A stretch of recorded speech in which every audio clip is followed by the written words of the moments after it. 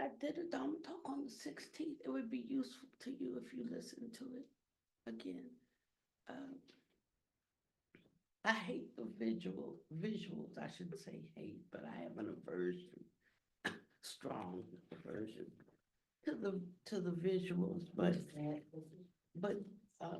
just listen to it. It was striking in its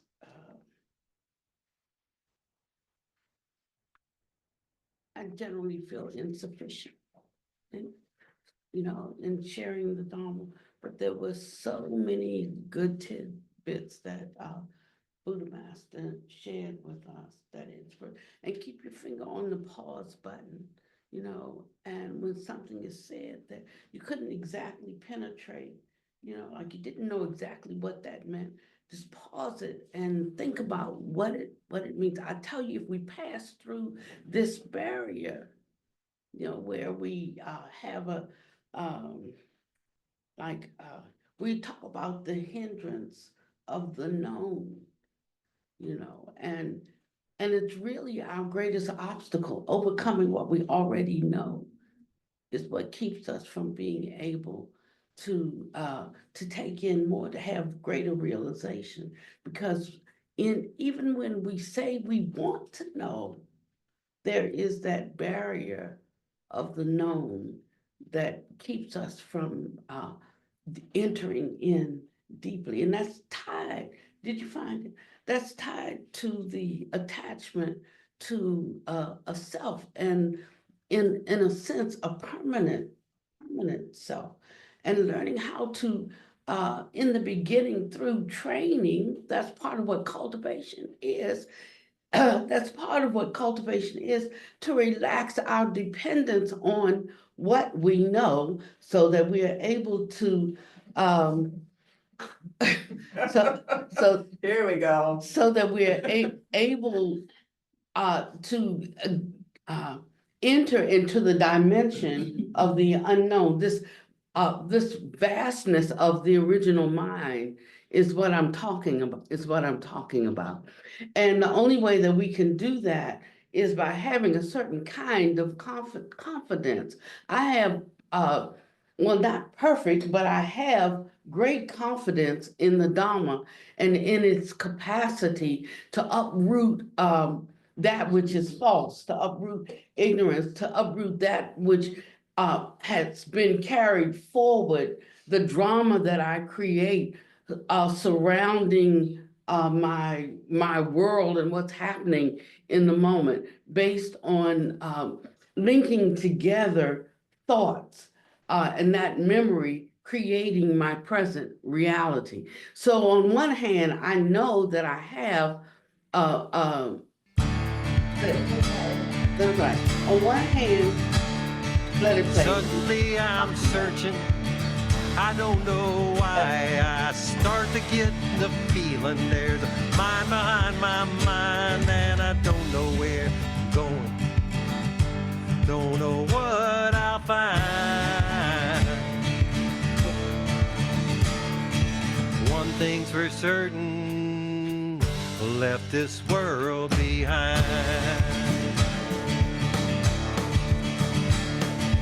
Everything is clear like the dawn before the storm, like lightning and thunder, like a new baby's born, and something stirs inside me, deep down inside. Mighty giant long in slumber opens up its eyes. Holy beam, awaken in me, holy water, wash me clean.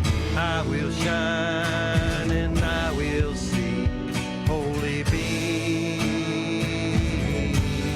awaken in me. Thought I was old, thought I was weak, thought there was nothing left inside of me, but thinking's just thinking,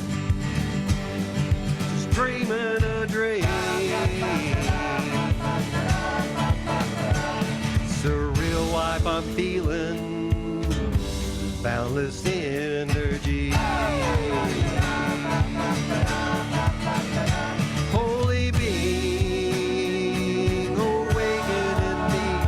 Holy water, wash me clean. I will shine and I will see.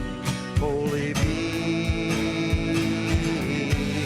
awaken in me. After so many years, how could it be? I'm just seeing something right in front of me. I lay it all down, I fall on my knees. I am free. I plunge into the wilderness, and I will feel no fear, 'cause my heart is pure and my mind is clear, and I feel the angels calling me to where I began. Sacred source of everything, circle without end. Holy being, awaken in me. Holy water, wash me clean. I will shine and I will see. Holy being, awaken in me. Holy being, awaken in me. Holy water, wash me clean. I will shine and I will see. Holy being, awaken in me.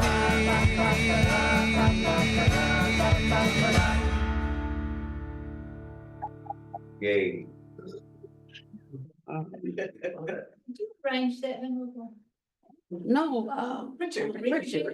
That's what you said. Well, I knew it was Richard. Beginning to end. Like, I mean, you know, in terms of the harmonies. like- you know, Richard sings in bluegrass slow, and I like things like, you know, they should have the energy of the life that they sing about, and It's so got a good mostly, joy. I mostly just speed everything up. Is that Rob? Yeah. Yeah, like it has a nice joyful, like we talk about More. the enlightenment factor of joy. I really feel that in that song. Makes Yeah. me feel good, you know? Yeah, you know, so all of these things are important. It's not just the lyrics have to work with the timing, the movement has to work with the tempo, it has to work with the nuances, the waves, all of those things are important to bring about an end product that truly speaks dynamically to the song that you're singing about. And likewise, we have to live the life that we sing about in our songs. I'm flipping because I'm trying to find my page. This is gonna be like a repeat for Sukha, because she was on Master ZZ's call on Saturday, yesterday. Do you know where we were in relationship to? Just, Give me if I either, saw it, I could tell. give me either chapter or, I can't name it. okay, It's around 392. okay, great, that helps me. Well, I have it, that's my other book. Oval, Yeah, that's my old big book. it's in the oval, The old big one. you were there in the Not old the big- Big one. okay. Nancy, the last one that you were saying. No, I'll find it in one moment. You know, when you mark your book, but after a while, like the whole book is marked. But I want to review some things yesterday because it happens to be pertinent to where we are right now in our practice. Information in general is good, but specific information at the right time for the right reason, for the right person is more important. So today I want to talk about, so we were discussing the 5 fears of getting Bodhisattva yesterday, and it was an interesting conversation. But there were a few things that I would like to share that maybe we didn't have the time to talk about yesterday. So it will be somewhat of a review for you, Sukha. But I think there'll be some added things that will help us. So realizing this, Bodhisattvas, realizing what?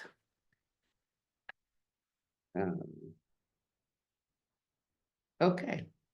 What's most important is that you not commit the mistake of being hindered by the known. You must determine whether the words, the conduct, the cultivation, and accomplishment of the master who you rely on matches with his or her title or status. There's a Dharma with more than 100 criteria for distinguishing what is correct and what is erroneous. Unfortunately, it has not yet been made public. Of course, has now been made public, and that is the 128 erroneous views. 128 evil and erroneous views. He said, then at this time, the karmic conditions are still not mature, so I cannot impart that Dharma to all of you. Why do you think that was not a time? We weren't ready. Was there something deficient in the Capacity of the listener? Yeah, exactly. We weren't ready to hear the incapacity, so much resistance. And sometimes there's just a time that it takes for one to develop an affinity with the teacher. You know, like your mother can say to you, you know, Johnny's just acting out. Johnny, sit down, or I'm gonna smack your butt. And Johnny might giggle and sit down, or he might say, no, you're not, and run all around. But I tell you, if the neighbor down the street said that to him, you'd be there trying to smack her butt, you know, because it depends on who is saying what to whom and what the circumstances are. So a lot of times in the teaching seems coarse, or it seems harsh, or it seems hard to accept, or hard to accept from who's giving it. And we have to build up our capacity to and our desire to want the truth in such a way that we can receive it without our feelings being hurt. I mean, sometimes the truth just hurts. Sometimes we don't recognize it as the truth, and so we reject it. But as time goes on, we realize that really was the truth, and now I can receive it, but at that time I can't. So a lot of times, while we're thinking that it depends on what's being said as the truth, no, what is the truth for me actually is what I can receive at that time. And this nuance makes all the difference in being able to support living beings in their journey to awakening, whether they can go forward, or whether even in telling the truth, we hinder and cause people to fall back. There was a time I wanted everybody to get this teaching, everybody to get it. But knowing that realizing that the karmic conditions are not right, and so the capacity is not there to receive it, allows you to work more compassionately with people and give them what they can eat. You don't give strong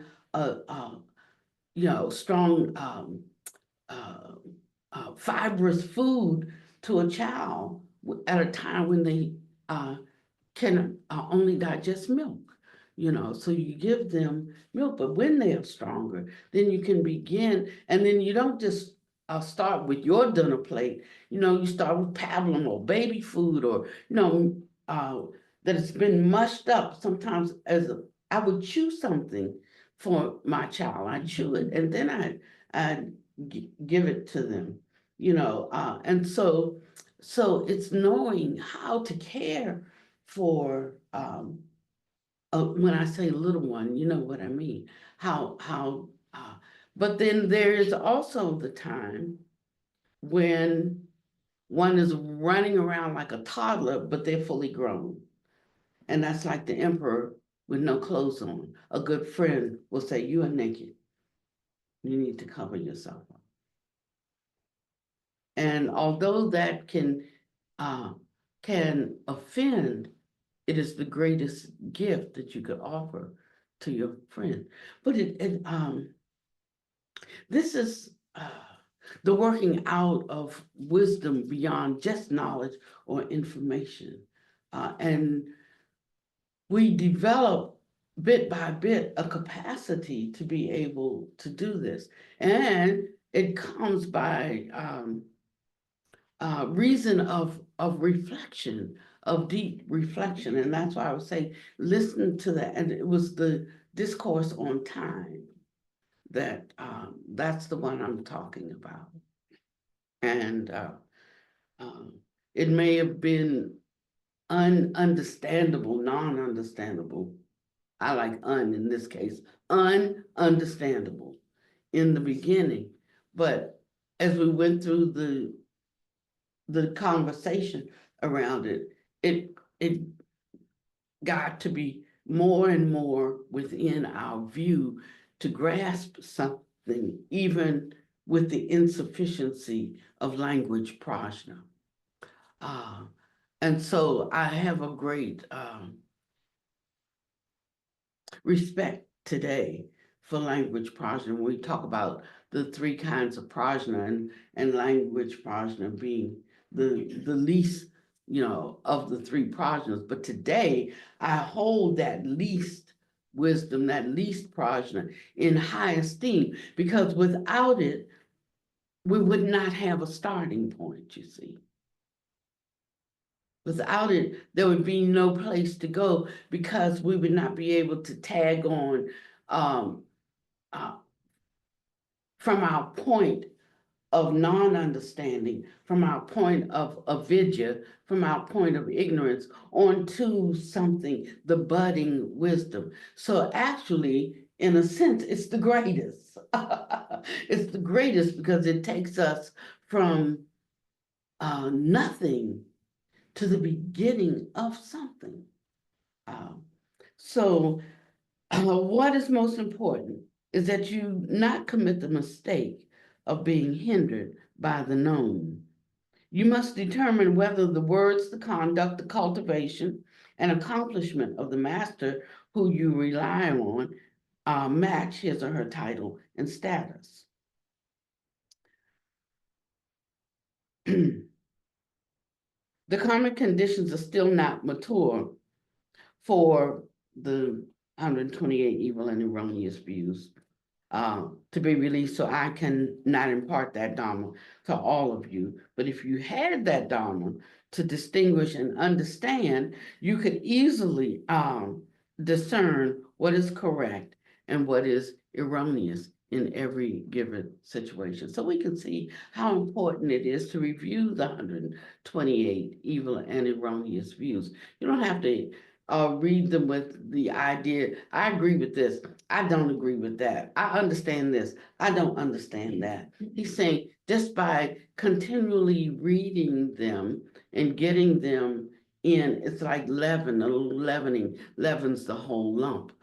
So where there is egoic resistance, or where there is resistance due to ignorance, the light of prajna begins to dawn in the heart, and one's conscience becomes not just awake, although it does awaken, but one's conscience also becomes known to you, and then you start to know your own mind,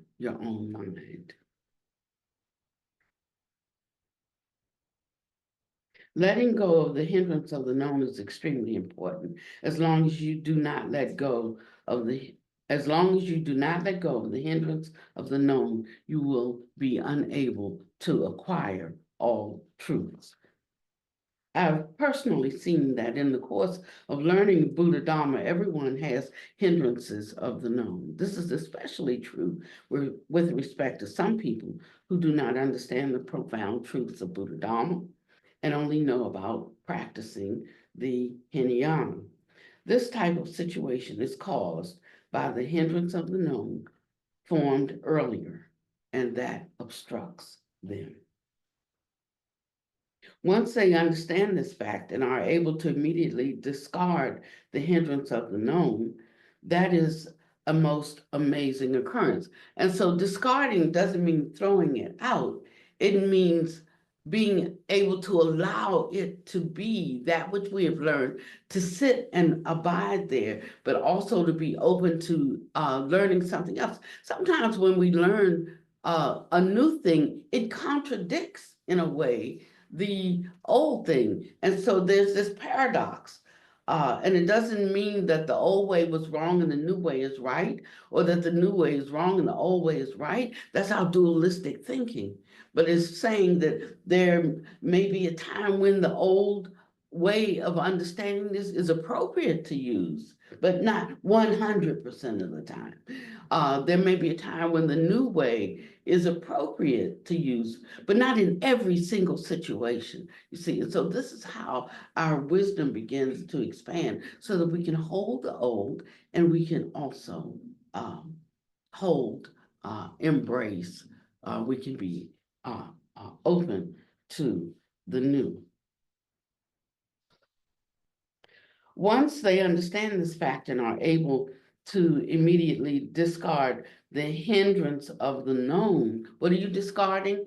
The mind that locks around the known as the truth and the only truth. You're not discarding necessarily what that information is, you're discarding your attachment to it as the only truth. Is everybody clear about that? Okay. That is the most amazing occurrence when you're able to discard the hindrance of the known. It is praiseworthy and joyous. That is the fundamental cause in your quest to become a holy person. Furthermore, the effects that arise will bring you boundless light. You should, in an unattached way and in accordance with the illumination of prajna wisdom, penetratingly see all forms of knowledge and observe whether they belong to the truths of the perfect middle way. The hindrance of the known arises based on attachment to phenomena. Hindrances are formed from the two attachments, attachment to self and attachment to phenomena. Since the two attachments give rise to hindrances, then the mind has hindrances. With hindrances in the mind, one will cycle through birth and death in samsara, forever experiencing all kinds of afflictions and all kinds of sufferings. Having hindrances, one naturally remains in the cycle of birth and death, undergoing all kinds of hindrances and all kinds of sufferings. Bodhisattvas, however, rely on prajna to realize fully that all phenomena are empty and without selfness. They do not give rise to clinging or to attachment to any state. Thus, no phenomenon can hinder their minds at this stage. Afflictions, birth, death, and enlightenment are also realized as being empty. Consequently, hindrances are also realized as empty. Empty means non-existent. Non-existent means there are no hindrances. Non-existence means there are no hindrances. There are no hindrances means all hindrances are non-existent. Hence, there is nothing to attach to. Here we're discussing having no hindrances. I want to read this again.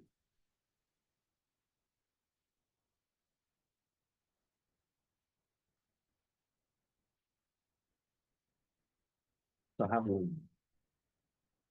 Bodhisattvas rely on prajna to realize fully that all phenomena are empty and without selfness. They do not give rise to clinging or attachment to any state. That's what being empty and without selfness means. It means not clinging or attached to any state.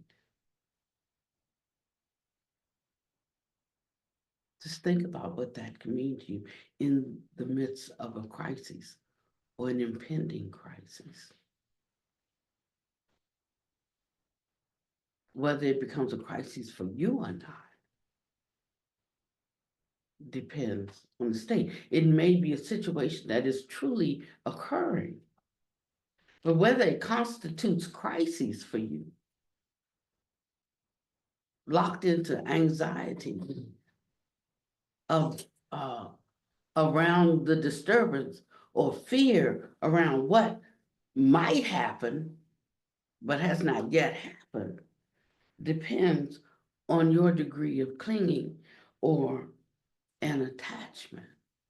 So in every situation, we have to stop and have a reckoning with our own state of mind. We're too busy out here trying to fix the problem from our confused and fearful state, from our anxious state, from our aversive state. But he's telling us the proper way that we approach challenges in our life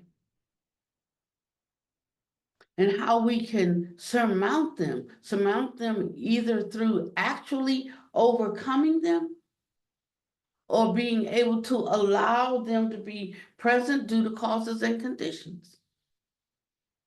Either way, we can still abide in a certain place of peace and security within our own mind. This is our natural, ordinary state. Everything else is contrived.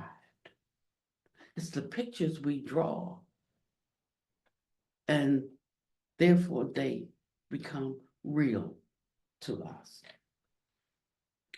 He says, if we can get into this state, there is no phenomenon can hinder the mind. So at this stage, afflictions, even birth and death, and also enlightenment are realized as being empty.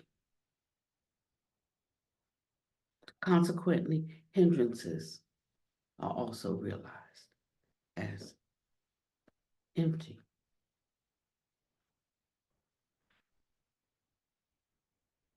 Empty means non-existent. It is the way our mind has outpictured it, and us relying on that picture that we make a response to. Non-existent means there's no hindrance.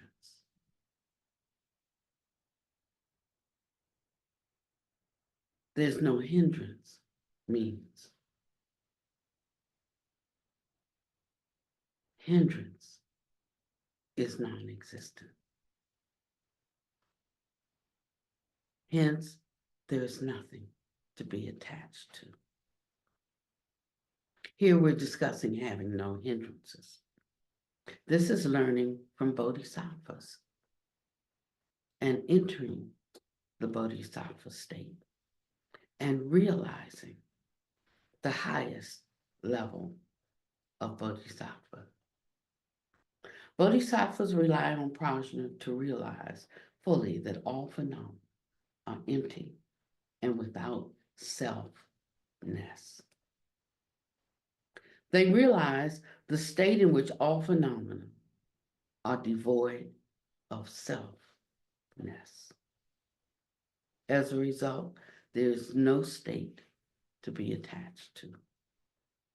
Without attachment, there is no state to be attained. That is, all phenomena in the world are empty and devoid of selfness. All conditioned phenomena are empty. At their root, no self less exists. And that's a paragraph you could sit in meditation for a week. I'll tell you, if you did, you would surely penetrate what selflessness is. To a degree that even though you may not walk in it every day, you know, but you would be beyond a space that you could ever completely fall back. So we don't have to try. Our goal doesn't have to be, you know, to make an enlightenment, you know, awakening in one giant leap. All we have to do is go beyond that space that we could ever completely fall back into our delusion, our ignorance, our sleep. And that can be considered success because we've made we've made some kind of progress that will never take us back to the degenerate level of mind that we had in the past. So some of us just take a hop forward and we truly make that leap forward, and then we fall back 100%. So today I got it. I'm at peace. I'm, you know, tomorrow I'm right back where I started from. The next day something happens. Oh, I really penetrated through to the truth is I really see it now. I'm a happy lark. The next day I'm right back where I was. Then it becomes this month, and then next month I'm back. Then it becomes this year I made progress. Next year I'm right back in the space I was. I spent this week listening to a lot of the old Dharma talks that are online, you know, and some of the questions, but more so than the questions that some people asked, some of the statements, the comments people made about where they were in their practice and what they realized.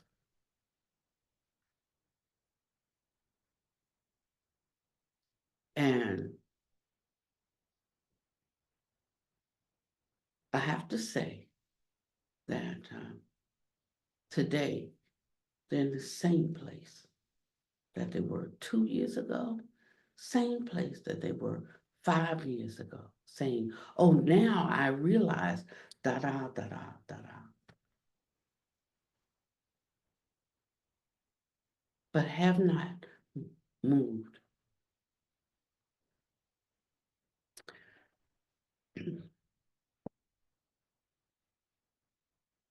So unless we are open, I mean, really, really open, someone can say, I've got this and this is enough for me.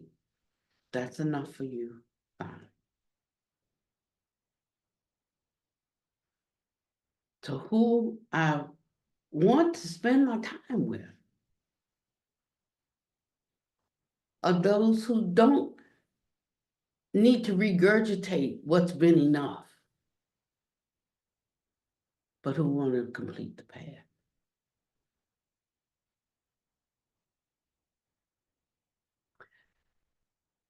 And that's an obstinance of the ego. you know, if we really look at it. Because nobody would even embark on this path. I mean, it's not not necessarily a fun thing, that's for sure. After a while, it gets to be, okay, like an adventure, like going to an amusement park and getting on a ride that's gonna turn your stomach upside down, you know, and yet you wanna get on it. It's gonna take you zooming in the air and you feel a little bit of fright and anticipation. And when you finish the ride, you say, whoa, didn't we have fun today at the amusement park? And yet, but what I'm trying to say is we can get so comfortable in something that we have realized that we stop right there. And then we just go around talking about that. And it's a kind of arrogance that we have.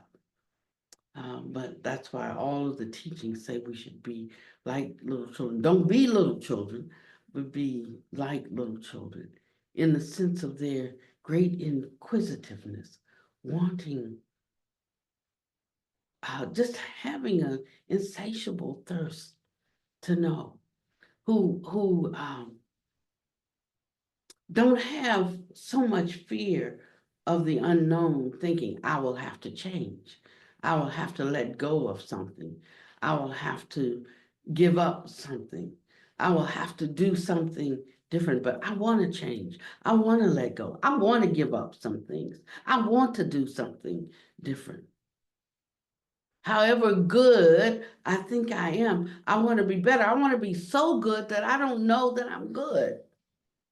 That's how good I want to be. What about you? I want to be so selfless that I don't even know that I am giving.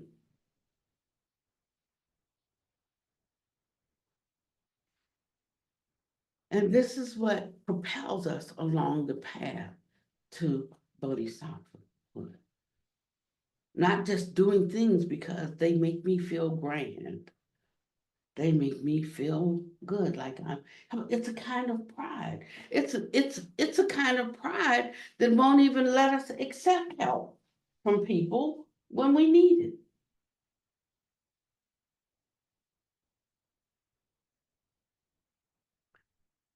That can be a tough one, not being able to accept help when you need it.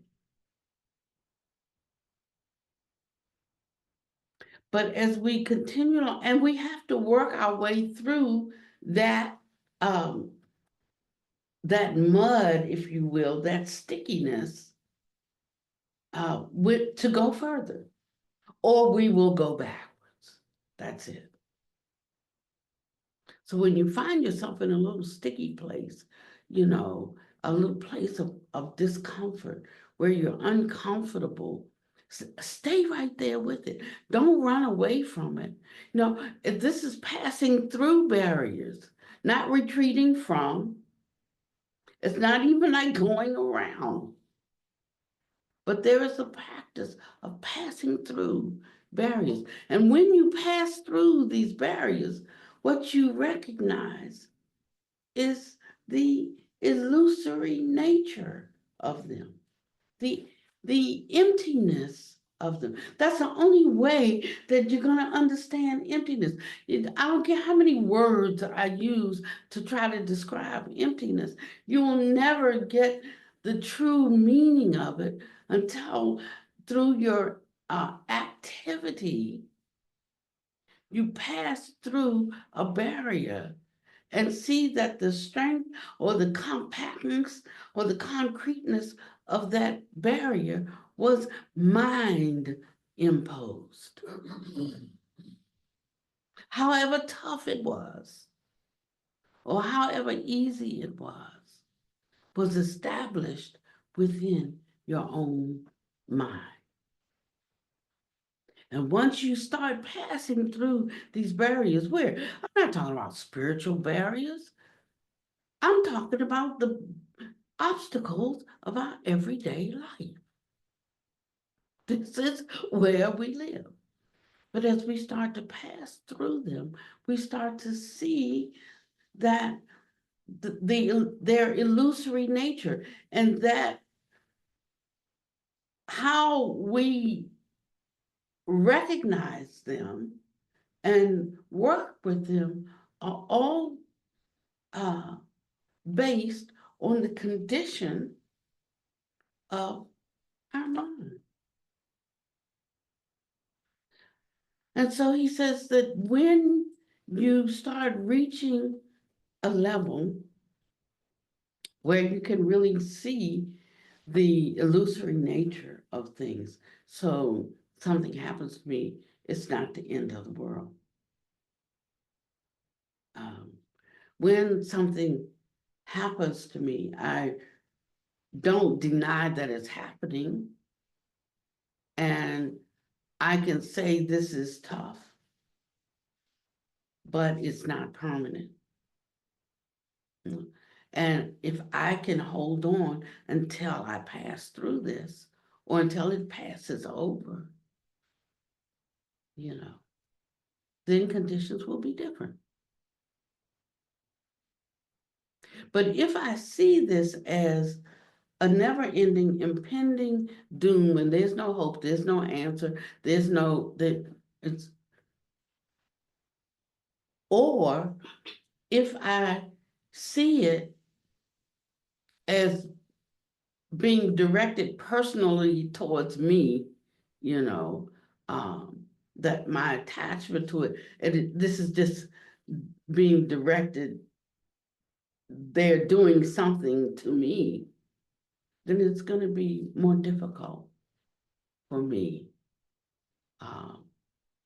to allow the suffering of it to fall away, and to arouse the strength and the courage and the fortitude to be with it until conditions change. Also difficult to create the conditions for change. I had a phone call this morning about someone who's in a deep depression, and they have been since December. And they said, would you pray for us, and would you consult your Buddha master for us? And these are people who totally rejected the teachings. And they said, would you consult your Buddha master for us? So you never know. I mean, we think we know other people, we don't even know ourselves, So sometimes you can think that the seeds you planted, fell on stony ground. But who knows when there might come a circumstance that makes them grasp even at straws, And this might be a time that they can't help who they were calling about, But it might be a time for them, the person who called, to ask me to pray and to consult my Buddha master, and they know he's dead, right? So who am I consulting? The one that you didn't believe, but it might have been for such a time as this, that there may be some words of comfort. I'm like, who am I? What can I do? I can't change that person's situation, It's theirs to walk through. So I'm not thinking I can. I'm not pretending I can. But it may be something that was said that gives the people who contacted me today enough comfort and strength and fearlessness to go through this ordeal, knowing they may not be able to help their loved one who's the one actually going through it, you see. So, so that's how entering the Bodhisattva state, you can be able to help living beings, even though they have to do the work. And to do that, you have to be empty and devoid of selfness. That's why you can't think you can do something. To think that you can do something is self-rising. It says, realizing this, bodhisattvas do not give rise to clinging or attachment to any state. They consider all states illusory, impermanent, subject to arising, existing, decaying, and passing away. Therefore, they do not give rise to clinging or attachment. And because of this, their minds cannot be hindered by any situation that comes up. That's your answer. You see, you have to actually enter into the truth of this for it to work for you.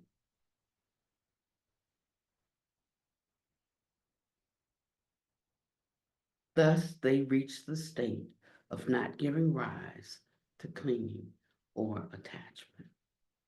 So when they're six, they're who? Who am I talking about? When their six sense bases come in contact with the six objects, naturally, no clinging or attachment is generated. Sometimes we have to keep reviewing this until it resonates deep within us, because we might feel, or someone in our family might feel, that we are too detached from them. So we have to, our conscience has to be clear. Our conscience has to be healthy. We have to know where we are on the map. If not, we will get confused and we will try to yield to the sensitivities of the very ones that we're holding up, to the very ones that we are sustaining through our non-attachment. We are sustaining them. So it's not a pushing away, but it's like holding with an open hand so that all things are possible.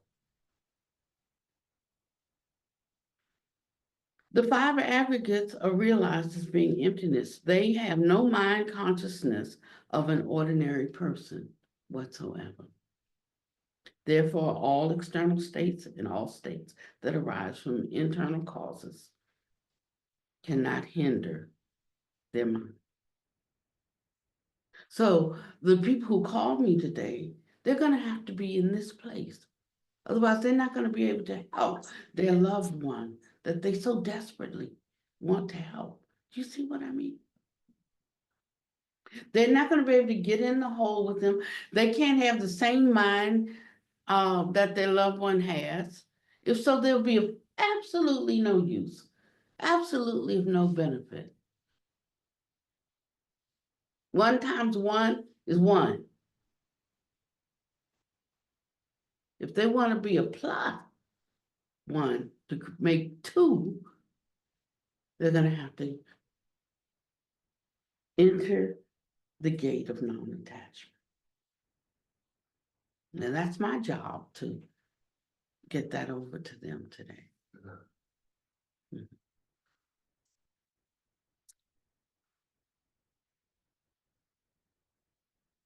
Therefore, all external states and all states that arise from internal causes cannot hinder their minds, bodhisattvas. Moreover, it is simply impossible for any hindering state to arise. He said, it is impossible. It is impossible for any hindering state to arise. Do I still have hindering states that arise? Absolutely, I do. Do you? Absolutely, you do. Nevertheless, we're not without helps and supports. It's beginning bodhisattvas. Bodhisattvas in the causal stage. We're beginning to make this transition. We're beginning, and we're beginning to cultivate a different kind of mind. And we have to take our time with it so that our calling and our election is sure. It's firm. Don't run so fast. Don't want to skip steps. We just want to get to the end. Let's just get to the end.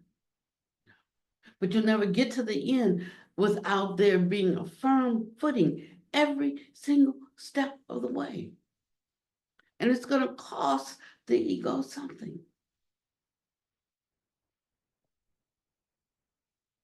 But when we start to understand it in these little drips, in these little bits, it says at this stage, afflictions, birth, death, and enlightenment are realized as being empty.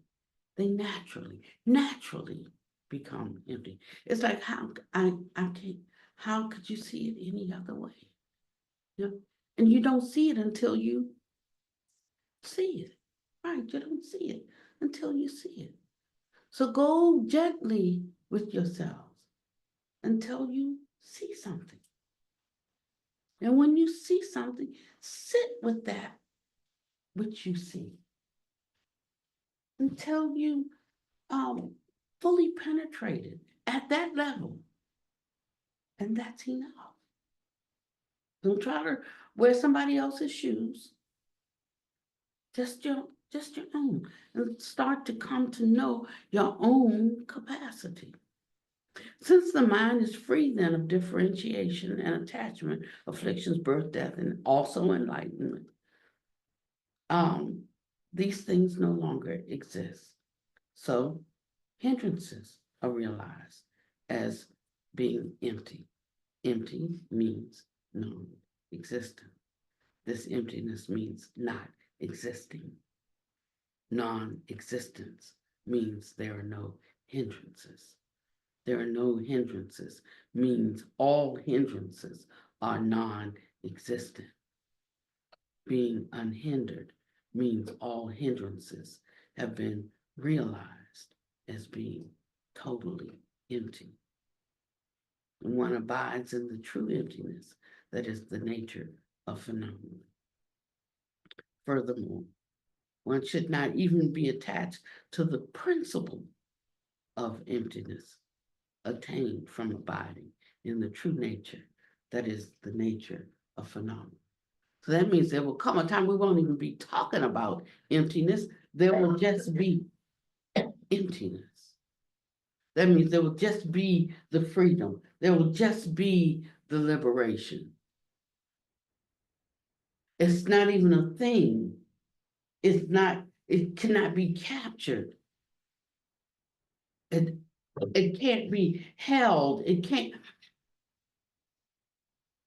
It'll just be the natural way we live and move and have our being. One should be naturally unattached to the principle of emptiness, for it is also fundamentally non-existent. If one thinks that there is a principle that has been realized, this again becomes a hindrance. So he says, you don't know how things operate because you have not learned the principles. So you have to learn the principles of how the universe operates. And once you learn the principles, you have to let go of the principles But first you have to let them. It's like developing good manners, you know. First you have to develop some. And then you let them go. It just becomes the normal way that you act. And you don't think, I have good manners. It's just the normal way. It's something inside.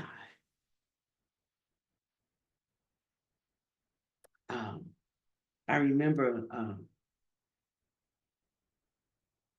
a person was talking to me about their 2-year-old that I told the story before.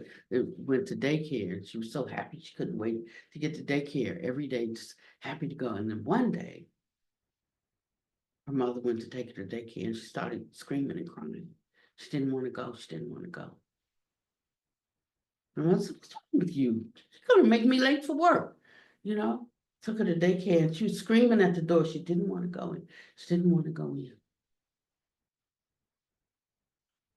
Her mother took her in anyway. And she left her there and she called me about it. I said, you need to go back and get her. There's a reason. She may not be able to articulate the reason, but there is a reason. And I wouldn't like just poo-poo and dismiss it. It's your job to protect her. You need to find out the reason. And it turned out that, did I ever tell y'all the outcome of that? That the husband who started helping the wife run the daycare was touching the children. Even a 2-year-old knew that the way she was being touched did not feel right.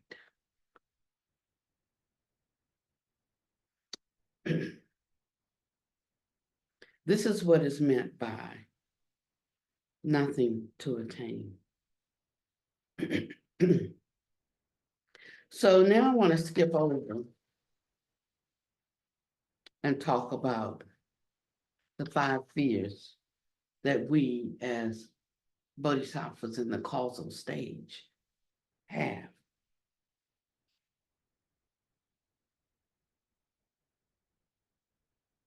And what causes us to have these fears, and what eliminates and uproots these fears for us. It says, when one has already realized emptiness and tranquility, when in one's mind, even dharmas are not desired and do not exist, what fear could exist? In such case, there is no fear. Fear means being afraid, being frightened, being intimidated, and it is produced by hindrances. You give rise to fear. When it becomes dark, you are afraid. You yourself generate a type of fear at night. There's fear associated with dreams. There's fear associated with the pressures of life. There's fear associated with illness. There are myriad fears when the causes of all the sufferings of birth, old age, sickness, and death come together and bring about a maturation of various kinds of induced karmic retribution that appear before one. There's fear associated with the 6 sense objects. There's fear associated with the consequences brought about by violating the law, and countless other types of fear. In short, whenever anything causes you to be frightened or afraid, it is called fear. Fear can be big or small, and there are many categories of it. There are many types of fear, countless types of fear.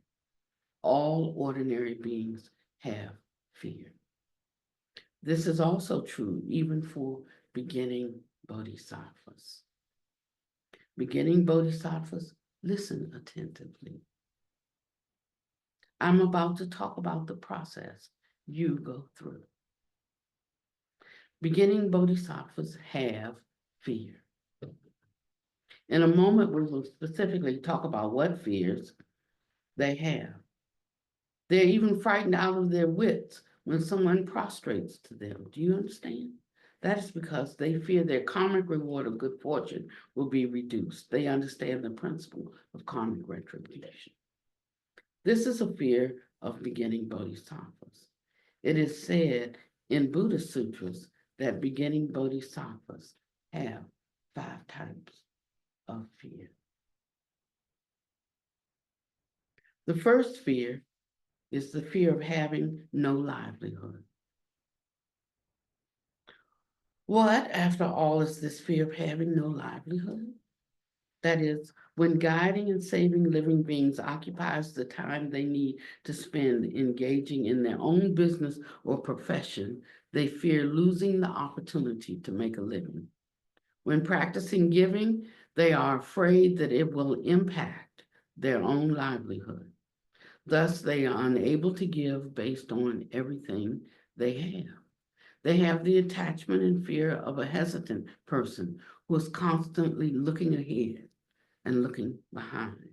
This is because beginning bodhisattvas are often at the state of nirvana with remaining reliance.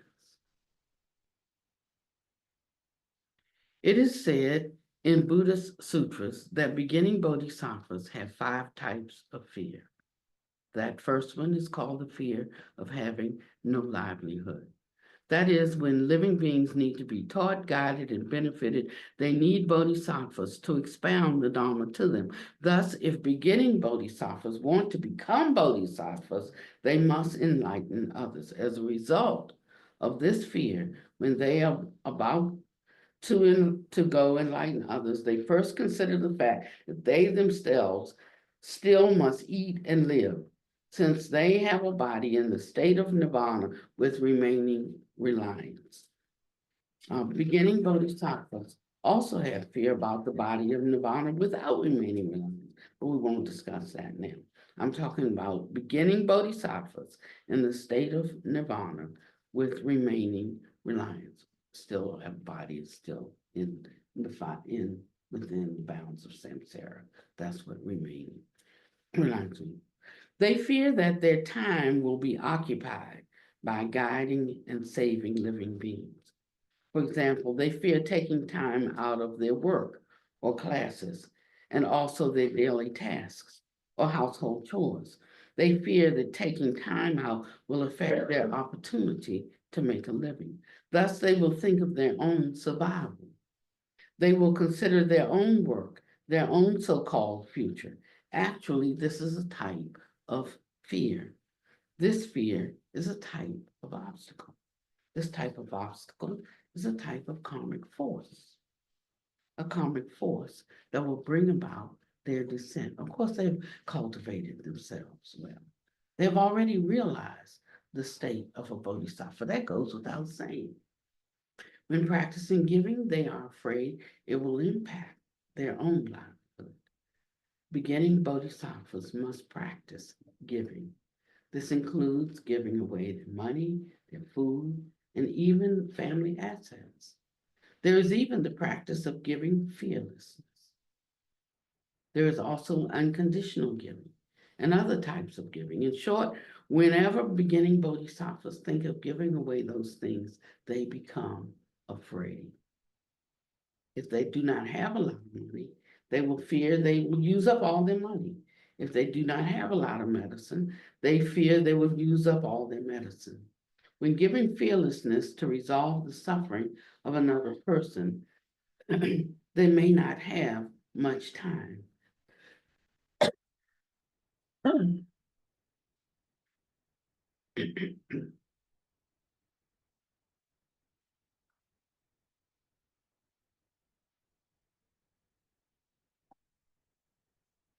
They may want to do it, but fear that it would impact their own livelihood. When would they not do it? They are afraid that their own livelihood would be impacted, that they would not have enough food to eat, that their future would be affected. Thus, they are unable to give based on everything that they have. Their intention cannot go to the fullest extent. Therefore, they are unable to donate based on all that they have. Their intention cannot go to the fullest extent. This gives rise to attachment and fear from being overcautious and hesitant. On one hand, not giving makes them feel bad.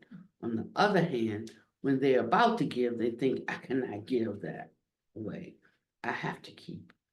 I should act in accord with Buddha Dharma, but my worldly matters are still more important. Otherwise, I will be doomed afterward. I'll have nothing to eat. They do not know that this type of fear is a very big mistake. If they do not overcome this fear, they will not enter the realization of a bodhisattva at the dry wisdom stage, much less the realization state of a true bodhisattva who has ascended to a higher bodhisattva state. At this point, I want to make a statement to you, disciples. I do not need any disciple to present offerings to me. I've been talking about giving, which means giving to all living beings. I don't need you to make offerings to me. Making offerings also has to do with these issues. It has to do with this issue of beginning bodhisattva. They fear making offerings. Do you understand?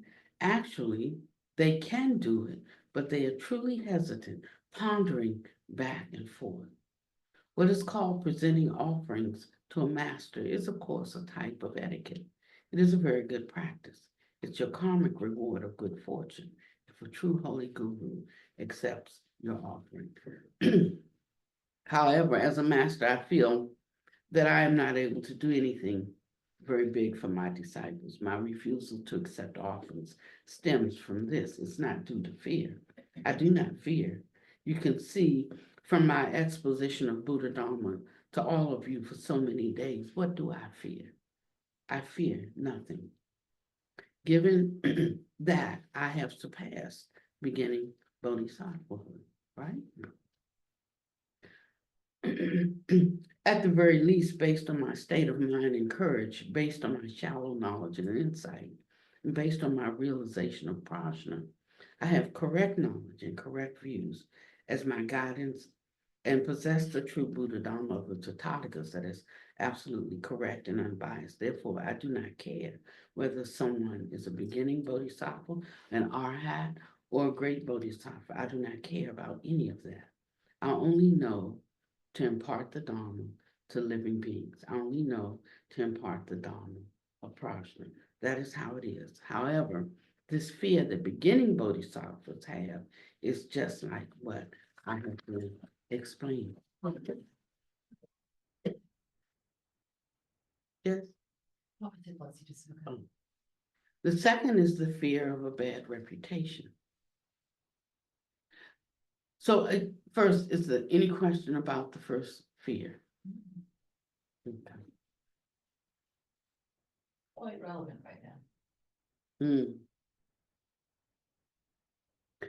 The second is the fear of a bad reputation. Practitioners in the world may be subjected to slander. They fear getting a bad reputation or being implicated in an offense or a crime. This prevents them from dimming their radiance so that they can mingle with the dust. Thus, they generate the obstacle that is fear of a bad reputation. Sometimes we know the right thing to say, but we don't want to say it because we're afraid how we might be received. We're afraid that someone that we want to like us or to respect us may turn against us, and so we fix our words so that we can stay in good graces with them, or in a good position with them. Sometimes we should help someone, and maybe they have a bad reputation. Like how they used to accuse Jesus, or he's the one who eats with prostitutes and and tax collectors, exactly. And so this is a question that we have. This prevents them, this fear of a bad reputation, from dimming their radiance so that they can mingle with the dust. That's so that they can be with and help save. sentient beings.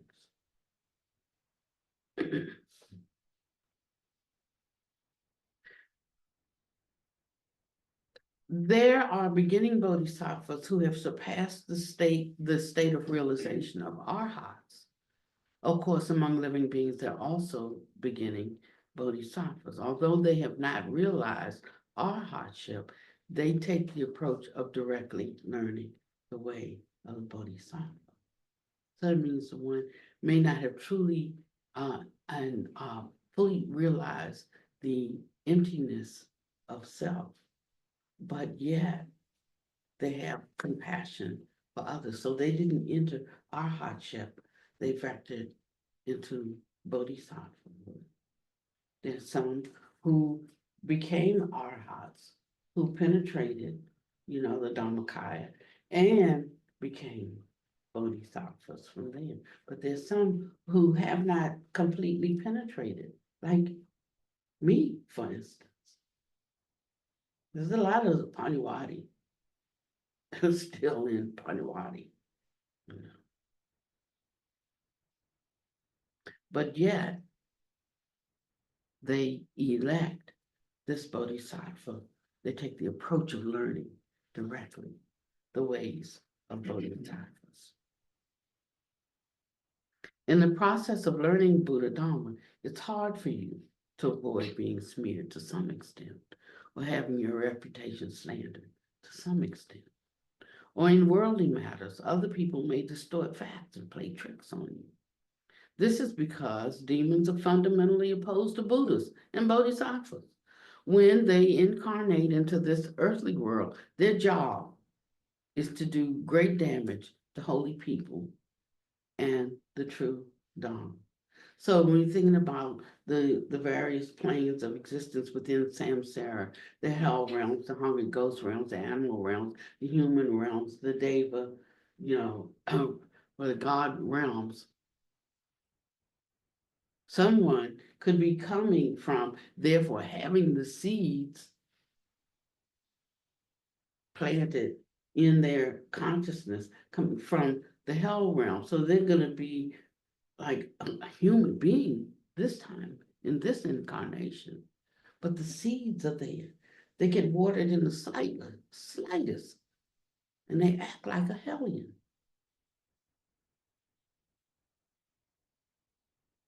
So that helps us to understand. We don't have to have like this Pollyanna screen that talks about all beings being like just really, really good people,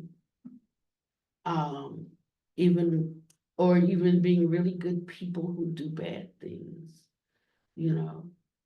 That's a fragmented understanding,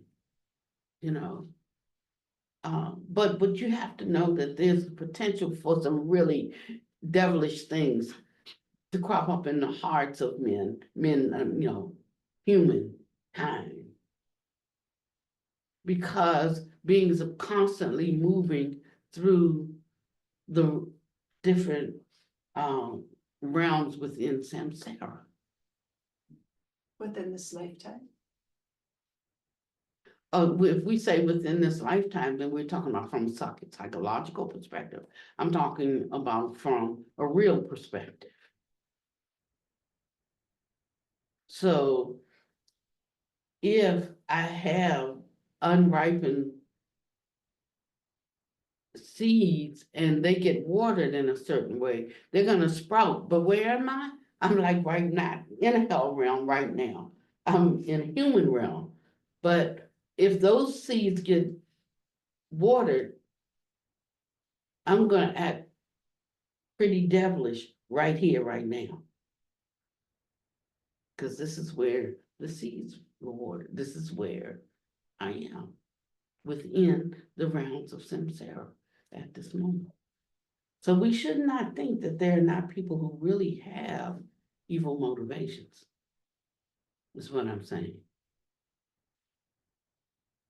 And likewise, there can be evil people that if the right seeds get watered, there can be such a transformation. We can't think that they don't have the capacity, that they're not capable of a complete transformation.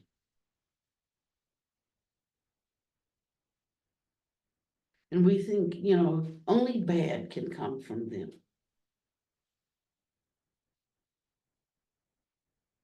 But that's not true.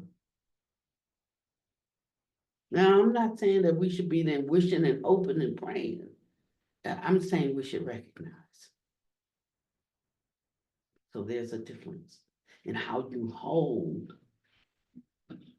the unfoldment of the moment. And how you hold that really determines what you see. And that's why some people can see the potential for good in someone that nobody else sees. And we see the badness, or some just put them all in one basket. If this one thing, or these 5 things, or even if most of the things are bad, he's just thrown into the bad basket. And somebody else just thrown into the good basket. But he says, no basket. No bad or good. Only the rising and falling.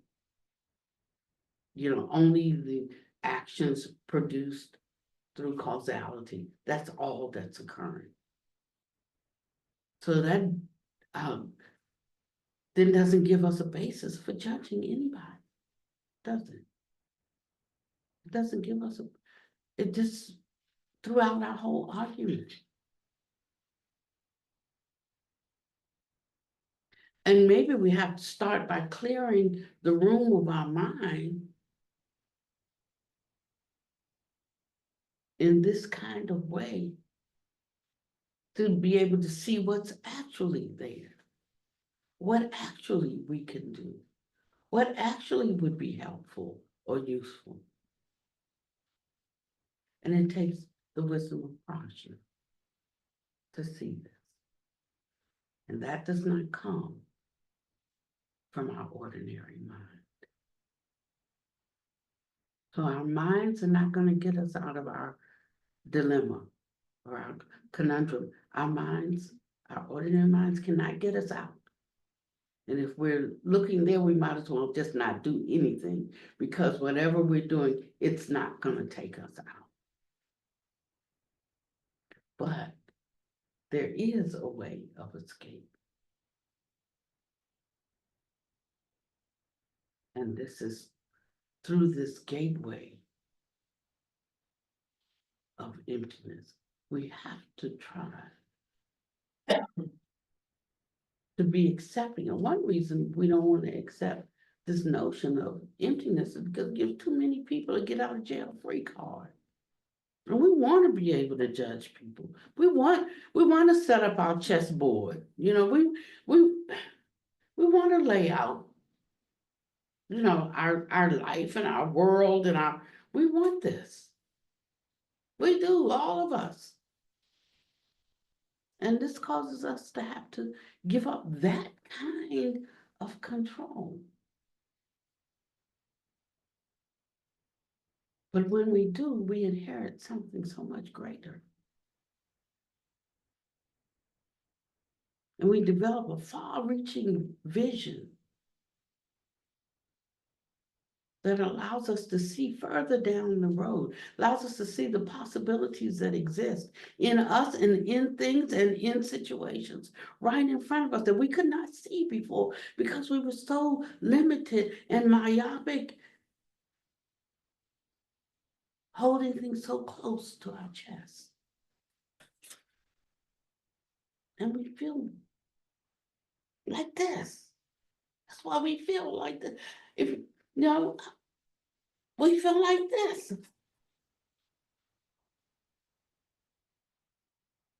And so this practice of entering into bodhisattvahood lands us into uncharted waters, uncharted spaciousness, an uncharted kind of spaciousness where we can really exhale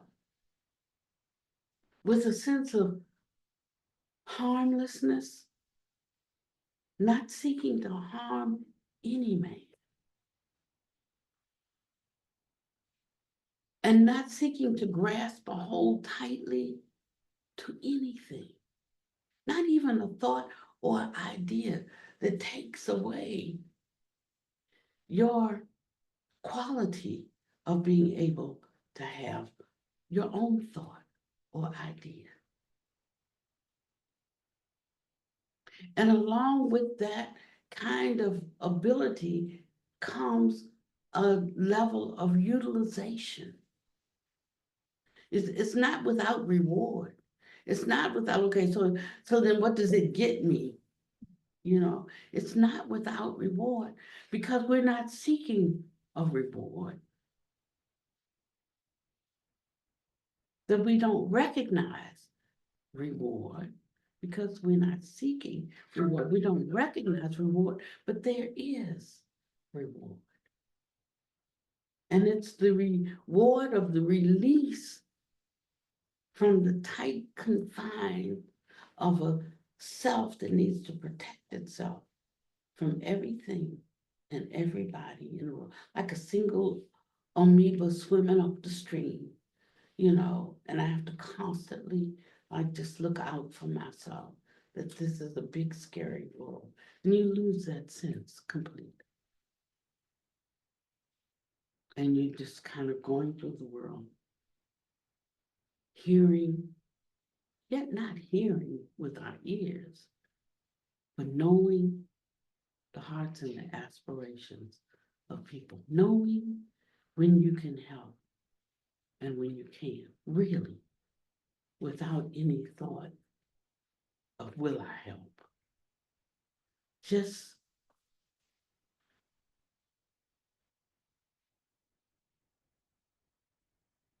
an expansive kind of freedom that makes every day marvelous, regardless of what's going on. And giving you the courage that whatever is going on that's uncomfortable in your household, issues between parents and children, between husbands and wives, between co-workers, between bosses and employees, just take any two opposing forces or two that are trying to be together and they just can't bring them quite together. It removes the enmity that resides based on a need for survival. There is an assurance and a confidence that there is nothing offered, nothing received, no giver, no receiver, and there's actually no gift. What a release. What a relief.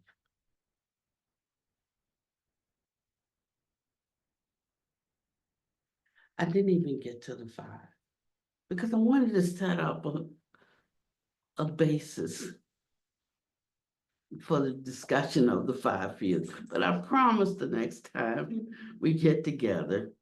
What's the first 2?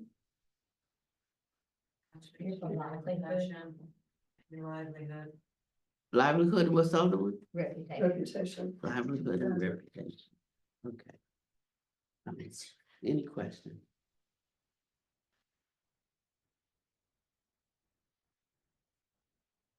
You notice, oh, maybe you don't know, that where we are right now in our study is where it says, well, at this point now, I'm gonna stop giving you all these analogies. I'm just gonna tell you how it is. So I see a shift in the teaching right now. shift in the way, in the explanations, you know. But it does make me, it's like you have to pull up your big girl panties now. You know, because we can understand. You know how, like, if you don't want to do something, like, you pretend like I don't understand. So he's taking us from this point, like, we can no longer pretend we don't understand. And he says, I know you understand because I have explained it well. That's why I know you understand. And this is where we are. But in a way, it feels very good to me. It's nothing worse than being, grown and somebody treating you like a what? Mhm. Yeah. Thank you so much. Sister, I saw your picture at your factory with with her product, she had some hot sauces that rolled out, and it was like, oh, it was so wonderful. It was so wonderful to see. Oh, may you prosper, sister. You have given so much to the Dharma. This is your time and your season, She can be a vendor at Bodhi. I'm so happy for you. Yeah, absolutely. Take long time. Long time. Say that again. Say- Take long time. My sister gonna be, do long time, like 2 years, and then this year gonna be go through. They said take long time. Like, we want something done and we want it done like right, like in the next 3 months, we're gonna do this and we're gonna have that. But she said take a long time. Beautiful, and then I come here to learn with Venerable and go through some sister. They said take a long time. You have to come and learn the Dharma, and she said, and then something like that. Yeah, it's the Venerable say all the time, I understand. This is a beautiful, truly. Yeah. Yeah. Okay, thank you so much. Somebody close for us today. Dana?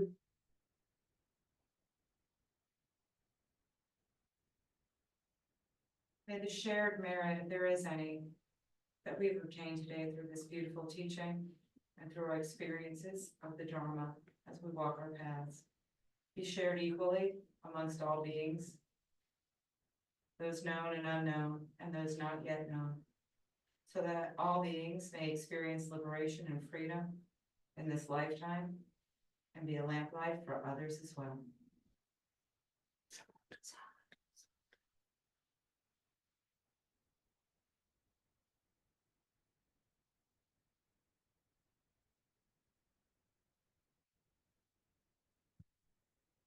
Thank you for coming today.